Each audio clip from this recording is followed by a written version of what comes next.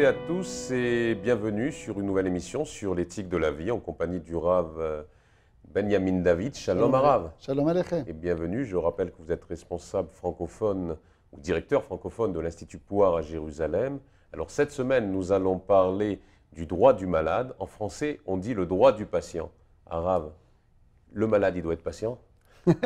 C'est surtout le médecin qui doit être patient et la famille. Ah bon? Tout le monde doit être patient.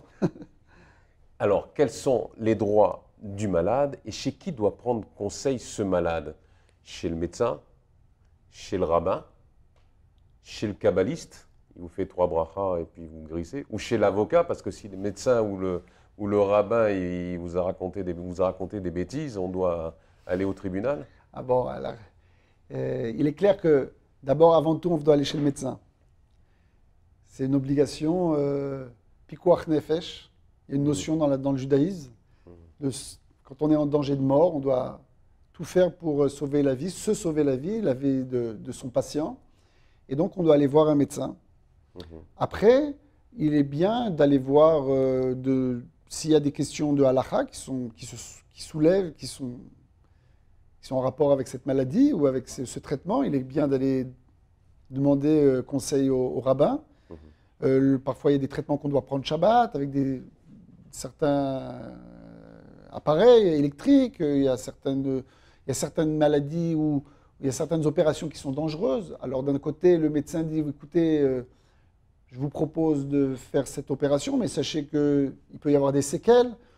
Ça peut même vous mettre la vie en danger. Alors, est-ce qu'on a le droit de se mettre en danger pour se sauver la vie, mais peut-être que le danger est trop grand? Donc là, il y a des questions qui sont juridiques, ilchatiques.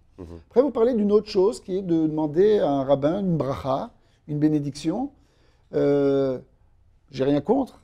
Vous êtes rabbin? Oui, moi-même, je suis rabbin, mais moi, je ne suis pas un grand tzaddik qui fait des bénédictions aux gens. Mais peut-être qu'Akadosh Baruch Hu, il écoute quand même mes prières, mais il est clair que cette démarche, elle ne peut pas être à la place du fait qu'on doit d'abord aller voir un médecin. Je me rappelle un couple qui n'avait pas d'enfant et qui avait été voir le Rav Mordechai Eliyahu, l'ancien grand rabbin d'Israël, qui était le précurseur de l'Institut Poua. Et ce couple sont venus demander une bracha. Et le Rav lui dit, mais qui est votre médecin? Il dit, on n'a pas de médecin. Il dit, mais quel traitement vous allez faire? On n'a pas de traitement. Il dit, alors je ne vous donne pas de bracha. Il dit, mais quel rapport? Il dit, mais la Torah et la bracha, ce n'est pas de la magie noire. Si vous avez un problème médical, allez voir votre médecin. Après, moi, je veux bien faire une bracha pour que le médecin fasse le bon prognostic, le bon diagnostic, donne le bon traitement, que ça marche.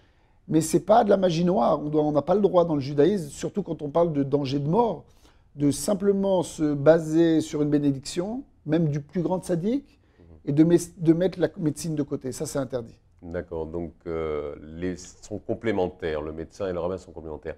La médecine douce? Alors la médecine douce, je dirais aussi que c'est complémentaire. Dans le sens où s'il y a certaines médecines douces qui n'ont pas été prouvées par des études sérieuses,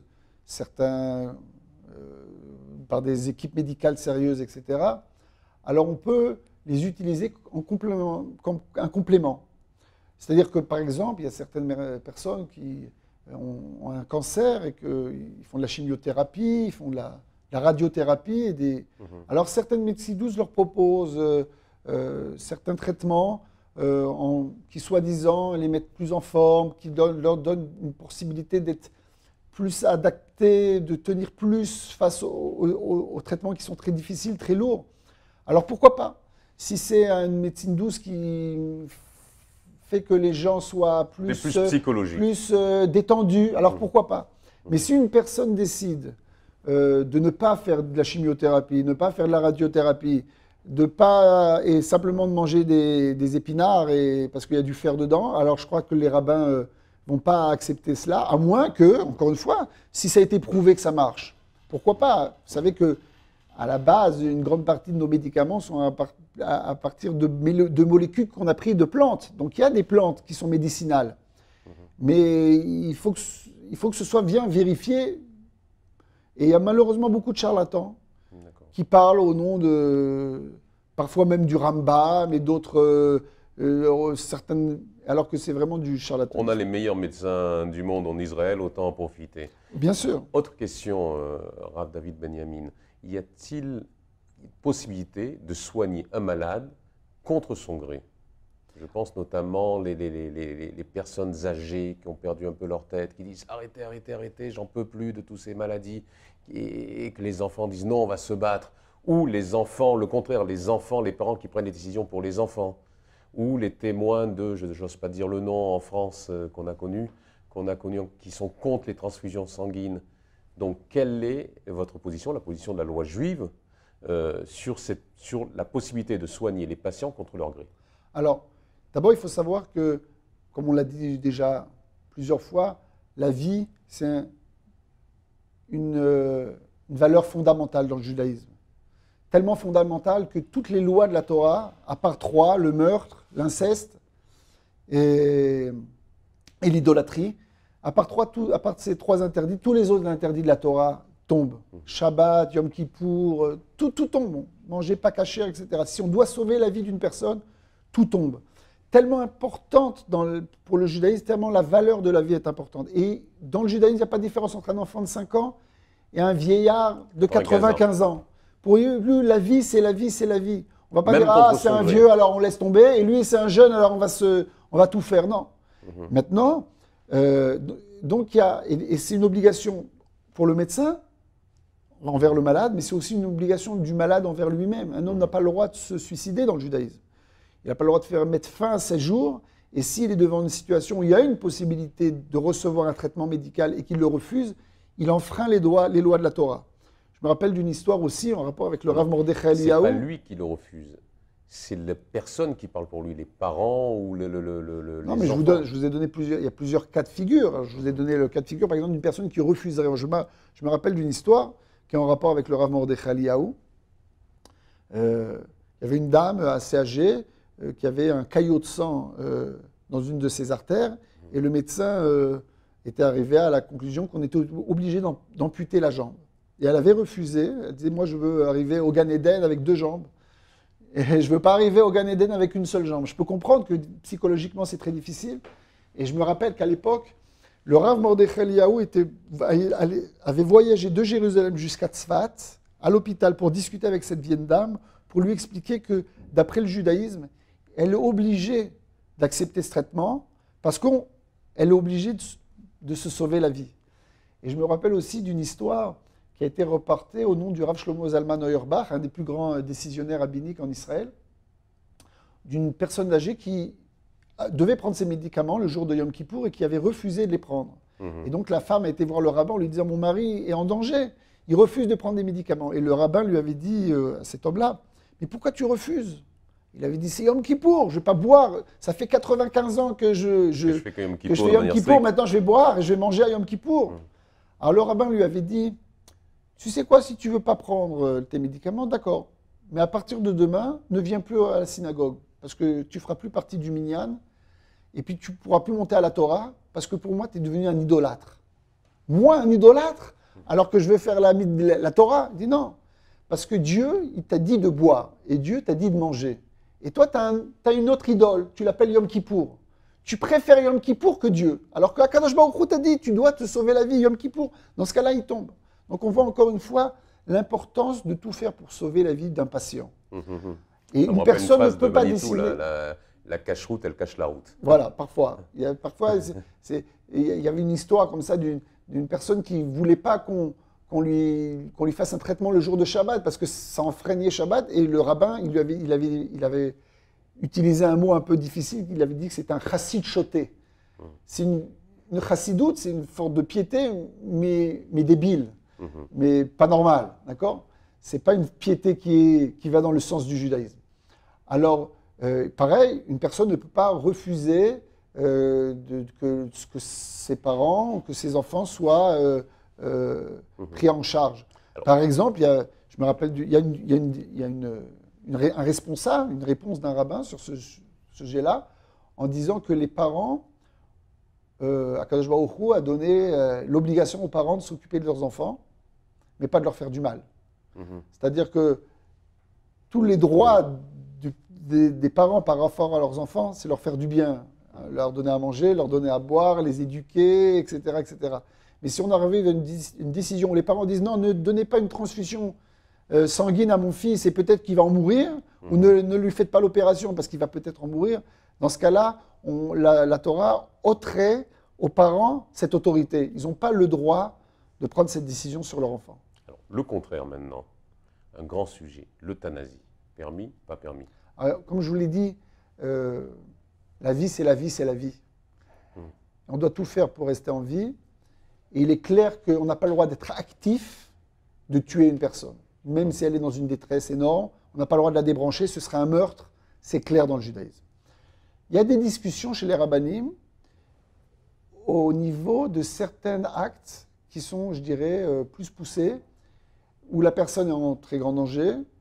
On ne peut pas la sauver de toutes les manières, parce qu'elle est vers vraiment ses derniers jours. Et tout d'un coup, cette personne va, par exemple, arrêter de respirer. Et là, le médecin, parfois, pose la question aux parents, à la famille, est-ce que dans ce cas-là, vous voulez qu'on fasse une trachéotomie, vous voulez qu'on mette des tuyaux, vous voulez qu'on fasse une respiration artificielle, etc.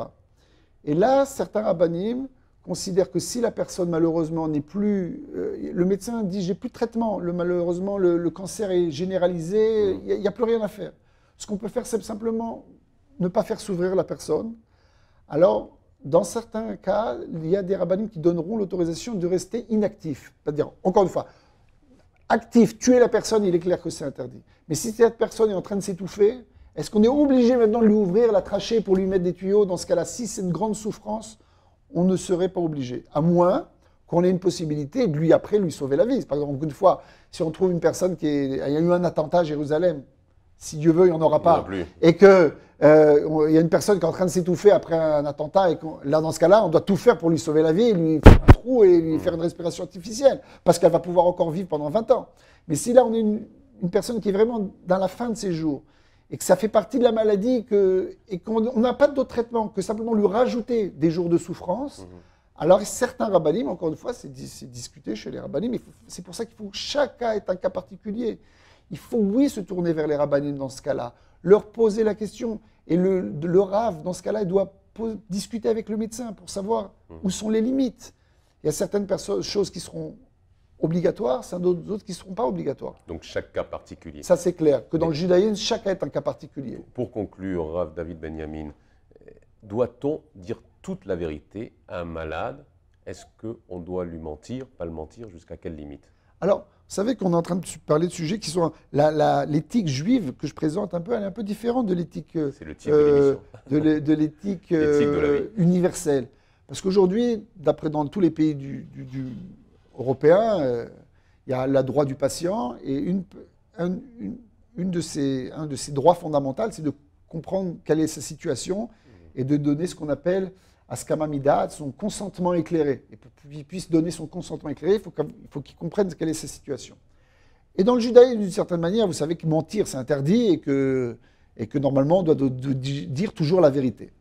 Mais si la vérité risque de faire des séquelles très très graves, alors dans ce cas-là, il serait autorisé de cacher la vérité. Il y a certaines personnes qui sont déjà dans une situation psychologique très dure, et lorsqu'ils vont apprendre qu'ils ont un cancer, par exemple, ils risquent peut-être de se tirer une balle dans la tête, ou de tomber dans un profond désarroi, etc. Alors là, il va falloir vérifier. D'une manière générale, il est clair qu'on doit donner la vérité, dire toute la vérité au patient. D'abord, il y a aussi la manière dont on dit la vérité. Vous savez, la chanson, là, elle a une importance. Est-ce qu'on dit catastrophique? On dit bon, il y a eu d'autres cas, Baruch Hashem, ça a marché, c'est un cas difficile, mais si Dieu, ça dépend aussi de la manière dont on présente la chose. Alors le médecin, il doit faire aussi parfois la comédie, pas la comédie dans le sens de mentir, mais de présenter toujours les choses. Il écrit, la Gemara dit que la Torah a donné l'autorisation aux médecins de soigner les patients. Shenitan Reshut la refait les rapports. Reshut, il a l'autorisation de les soigner. Il n'a pas l'autorisation de leur faire perdre espoir, de les déprimer, de leur faire perdre espoir. Ça, c'est clair. Maintenant, si on est dans une situation où le psychologue ou le psychiatre va considérer que dire toute la vérité, ce serait un danger, alors dans ce cas-là, il faut mieux se taire. Et on apprend ça, vous savez, de où on apprend ça? On apprend ça, on trouve dans le Shulchan Aruch. On nous apprend dans les lois du deuil que lorsqu'une personne est endeuillée et ou que quand une personne est très très malade et que peut-être qu'il a eu un frère ou un père qui est décédé et que cette personne est dans une situation très très difficile, qu'on ne doit pas lui annoncer que son père est décédé ou que son frère est décédé. Parce que s'il le sait, peut-être que ça va le dégénérer encore plus et qu'il va en mourir. Alors s'il est déjà dans une situation médicale difficile, il faut mieux qu'il se taire, même s'il ne va pas faire Shiva et qu'il ne fera pas de Kaddish. Il ne saura pas que son père ou son frère est décédé. Donc on doit faire très attention au côté psychologique du patient. Et la tendance est plus de dire toujours la vérité, mais pas toujours lorsque le prix est très lourd. Merci, Rav David Benyamin. Je rappelle aux téléspectateurs que vous êtes directeur de l'Institut Pouhar pour la section francophone. Merci de cette série d'émissions et à très bientôt pour une autre série d'émissions sur Machon Meir, l'émission L'éthique de la vie. À très bientôt. Shalom, shalom. Shalom.